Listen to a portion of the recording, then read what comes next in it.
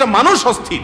এর মূল এবং প্রধান কারণ হলো এই কলব এবং অন্তরে যে জিনিসটাকে ঢুকানো দরকার ওটা না ঢুকাইয়া ভুলটারে ঢুকাইয়া বসে আছে, ইনস্টল করে নিছে দুনিয়াকে। দুনিয়া ছাড়ার কিছু তার মাথায় নাই। একজন যুবক তিনি কোনো মেয়ের সাথে অবৈধ সম্পর্কে জড়িয়েছেন, হারাম সম্পর্কে জড়িয়েছেন, সেটা একটা বিষয়।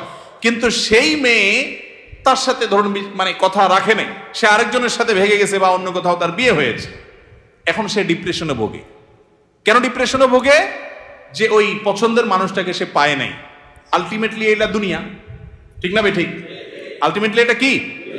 তার অন্তরে যদি আল্লাহকে স্থান দিত, আল্লাহকে যদি সবচেয়ে বেশি ভালোবাসতো, আল্লাযীনা আমানু আশাদ্দু হুব্বাল, তার অন্তরে যদি আল্লাহর সাথে মহব্বত সবচেয়ে বেশি থাকতো, আল্লাহর সন্তুষ্টিটাকে সবকিছুর উপর যদি প্রায়োরিটি দিত, তাহলে এরকম কেউ তার জীবন থেকে চলে গেছে, কেউ আসছে, কোনো দোস্ত নারাজ হয়ে গেছে, কিছু টাকা লস হয়ে গেছে, একটা ব্যবসা ছুটে গেছে,